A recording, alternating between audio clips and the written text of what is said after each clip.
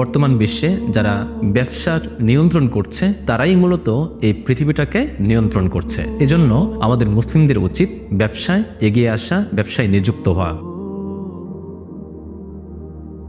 মুহাম্মদ সাল্লাল্লাহু আলাইহি ওয়াসাল্লাম তিনি কোন কোম্পানিতে চাকরি করতেন, তিনি কত টাকা বেতন পেতেন, আর তার পদবি বা কি ছিল? আসলে মুহাম্মদ সাল্লাল্লাহু আলাইহি ওয়াসাল্লাম তিনি কোনো কোম্পানিতেই চাকরি করতেন না, আর বেতন তো হলো তার পরের কথা। তিনি 40 বছর বয়সে নবুয়ত লাভ করেন। এর আগেই তিনি নিজেকে একজন আদর্শ, সৎ এবং আমানতদার ব্যবসায়ী হিসেবে প্রতিষ্ঠা করেছিলেন, আর তার এই সুনাম সুখ্যাতি মক্কার অলিতে গলিতে ছড়িয়ে পড়েছিল।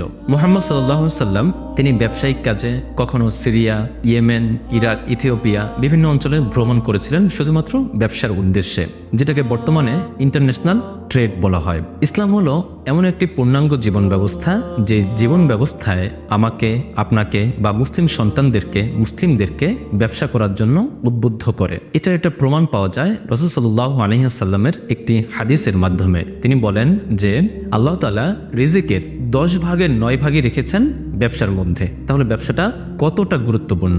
আসলে ব্যবসা অনেক গুরুত্বপূর্ণ। বর্তমান বিশ্বে যারা ব্যবসার নিয়ন্ত্রণ করছে তারাই মূলত এই পৃথিবীটাকে নিয়ন্ত্রণ করছে। এজন্য আমাদের মুসলিমদের উচিত ব্যবসায় এগিয়ে আসা, ব্যবসায় নিযুক্ত হওয়া। রাসূল সাল্লাল্লাহু আলাইহি ওয়াসাল্লাম একজন আদর্শ ব্যবসায়ী ছিলেন, এটা আমরা সকলেই জানি। তিনি কখনো চাচা আবু তালিবের সঙ্গী হয়েছিলেন ব্যবসার উদ্দেশ্যে, আবার কোনো কাফেলার সঙ্গী হয়েছিলেন, আবার কখনো তিনি নিজের ব্যবসার কাজেও গিয়েছিলেন বিভিন্ন অঞ্চলে। এমনকি সাহাবী ওমর রাদিয়াল্লাহু তাআলা আনহু, উসমান রাদিয়াল্লাহু তাআলা আনহু এবং বিভিন্ন ইমামগণ কিন্তু ব্যবসা করেছিলেন। আমরা মুসলিমরা অনেকেই ব্যবসা করি, চাকরি করি, যে রাসূল সাল্লাল্লাহু আলাইহি ওয়াসাল্লাম ব্যবসা করেছেন তাই আমিও ব্যবসা করি। কিন্তু রাসূল সাল্লাল্লাহু আলাইহি ওয়াসাল্লাম যে আদর্শের ব্যবসায়ী ছিলেন, তিনি যে সুন্নাহগুলো অনুসরণ করেছিলেন, তিনি যে সৎ ছিলেন, তিনি যে আমানতদার ছিলেন, সেই বৈশিষ্ট্যগুলো কিন্তু আমাদের ব্যবসায়ীদের মধ্যে থাকে না। এটা অনেক বড় একটি সমস্যা। কিন্তু আমরা মুখে বলি যে আমরা রাসূল সাল্লাল্লাহু আলাইহি ওয়াসাল্লাম ব্যবসা করেছেন তাই আমিও ব্যবসা করব। এখন ব্যবসা আপনার ছোট বড় হতে পারে, ব্যবসা আপনার লাভ লস থাকতে পারে, কিন্তু ব্যবসায় যদি আপনার সৎ থাকেন তাহলে এই সততার পুরস্কার কখনোই মিস হবে না। আল্লাহ তাআলা আপনাকে সেই সততার পুরস্কার অবশ্যই দিবেনই দিবেন, এটা কোনো মিস হবে না।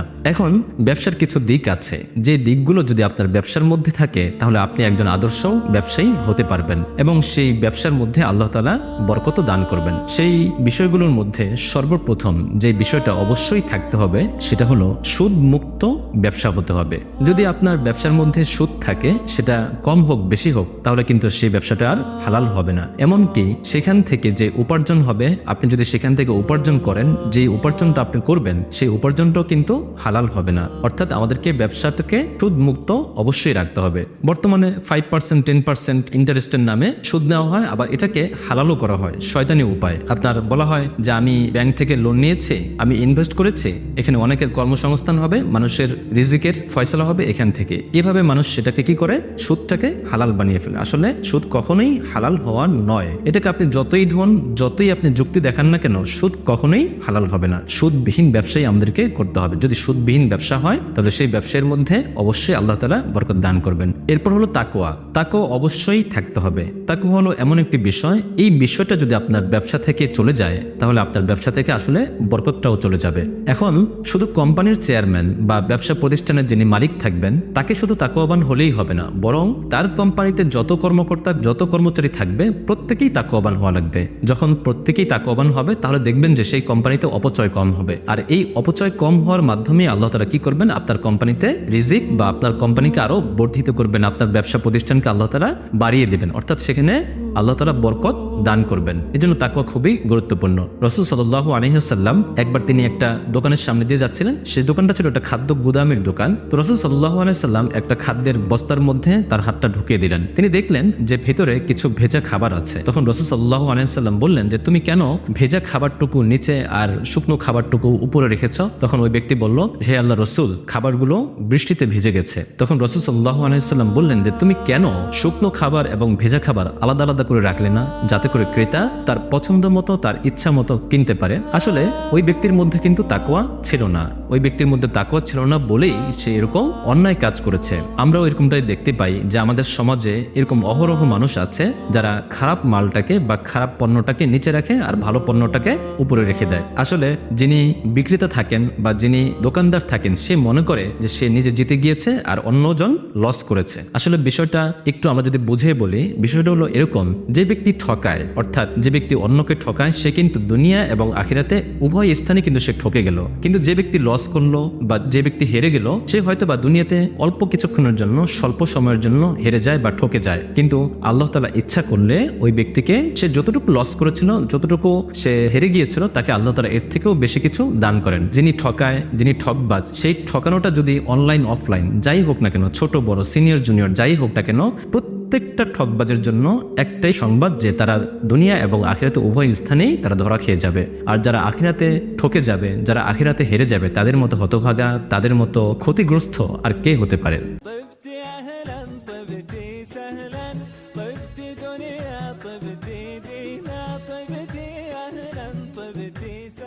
এরপর দোয়া, দোয়া অবশ্যই করতে হবে। দোয়াকে বলা হয় হাতিয়ার, মুমিনের হাতিয়ার। মুমিন ব্যক্তি আর কিছু পারুক বা না পারুক সে আল্লাহর কাছে দোয়া করতে পারে, সে আল্লাহর কাছে চাইতে পারে। দোয়াকে বলা হয় ইবাদতের প্রাণ, দোয়াকে বলা হয় সেন্টার, দোয়াকে বলা হয় ইবাদতের মগজ। আর দোয়া ও মুখুল ইবাদা। আপনি অনেক চেষ্টা করছেন কিন্তু যদি আপনি দোয়া না করেন তাহলে আপনার সেই চেষ্টা কাজে আসবে না। আপনি অনেক পরিশ্রম করছেন আপনার ব্যবসা প্রতিষ্ঠানের জন্য, আপনার ব্যবসায় বরকতের জন্য, কিন্তু আল্লাহর কাছে আপনাকে অবশ্যই দোয়া করতে হবে। দোয়ার মাধ্যমে আল্লাহ তাআলা তার বান্দাকে দান করেন। বিয়ে করার মধ্যেও কিন্তু আল্লাহ তাআলা তার বান্দাকে তার রিজিকের মধ্যে বরকত দান করেন। এই বিষয়টা আমরা অনেকেই বুঝি না, যারা বুঝি না তারা অনেক সময় এই কথাটা শুনলে হেসে দেই আমরা, কিন্তু বিষয়টা একদমই সহজ। সেটা কিরকম, যে এটা বোঝার আগে রিজিক কি জিনিস এটা আমাদেরকে ভালো করে বুঝতে হবে। আসলে রিজিক প্রতিটা মানুষের জন্যই নির্ধারিত, ফিক্সড। আপনার জন্য যতটুকু আল্লাহ তাআলা রিজিকের ফয়সালা করেছেন আপনি তার থেকে 1 কেজি বেশিও পাবেন না, আবার 1 কেজি কমও পাবেন না। রিজিক হচ্ছে সবার জন্য নির্ধারিত। কোনো ব্যক্তি যখন বিয়ে করে, বিয়ে করার আগে সে কিন্তু সিঙ্গেল থাকে।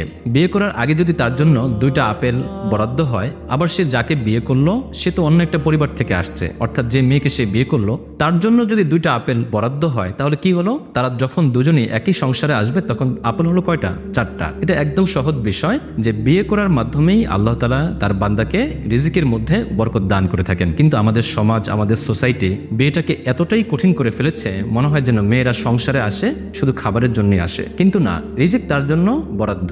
যে মেয়ের এখনো বিয়ে হয়নি, যে মেয়ে এখনো অবিবাহিত অর্থাৎ সে সিঙ্গেল আছে, সে যখন তার বাবার পরিবারে আছে তখনও কিন্তু তার রিজিক বরাদ্দ।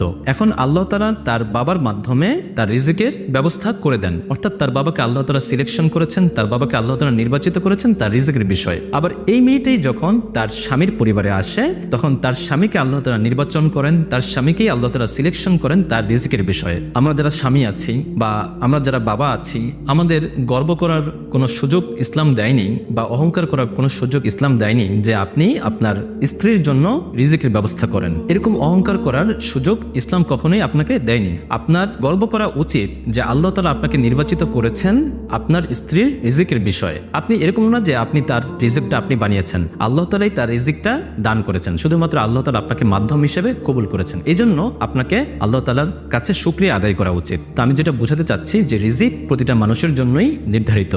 আমি যদি বিয়ে করি তো সেই বিয়ের মাধ্যমে আল্লাহ তাআলা আমাদের রিজিককে আরো বাড়িয়ে দেবেন। আর যখন এখান থেকে এই পরিবার থেকে যখন 1টা 2টা সন্তান হবে, 3টা সন্তান হবে, তখন আরো রিজিক বেড়ে যাবে। আর এভাবেই আল্লাহ তাআলা বান্দার রিজিককে বাড়িয়ে দেন। আরেকটা বিষয় হলো সর্বশেষ, যে আপনি যে চাকরি করি বা যে ব্যবসাটা করি সেই ব্যবসার উদ্দেশ্য যদি মহৎ না হয়, সেই ব্যবসার উদ্দেশ্য যদি মানব জাতির কল্যাণের জন্য না হয়, মুসলিম জাতির কল্যাণের জন্য না হয়, তাহলে সেই ব্যবসা থেকে আপনি হয়তো অনেক কিছু পাবেন কিন্তু সেই ব্যবসা আপনাকে কখনোই জান্নাতে পৌঁছাতে পারবে না। অর্থাৎ আপনার ব্যবসা যখন আল্লাহ তাআলার উদ্দেশ্যের জন্য হবে, মানুষের কল্যাণের জন্য হবে, তখন আল্লাহ তাআলা তার ব্যবসার মধ্যে বরকত ফেলে দিবেন। কারণ সেই ব্যবসার উদ্দেশ্যটাই হলো যে মানুষের কল্যাণ সাধন করা। কিন্তু শুধুমাত্র আপনার ব্যবসার উদ্দেশ্য যদি হয় মুনাফা লাভ করার জন্য, হয়তো বা আপনি দুনিয়াতে অনেক মুনাফা পাবেন কিন্তু সেই ব্যবসা বা সেই চাকরি আপনাকে কখনোই জান্নাতে পৌঁছাতে পারবে না। খাদিজা রাদিয়াল্লাহু তাআলা আনহা রাসূল সাল্লাল্লাহু আলাইহি ওয়াসাল্লামকে একবার বললেন যে হে আল্লাহর রাসূল, আপনি আত্মীয়ের হক রক্ষা রক্ষা করেন, আপনি গরিব এবং দুস্থদেরকে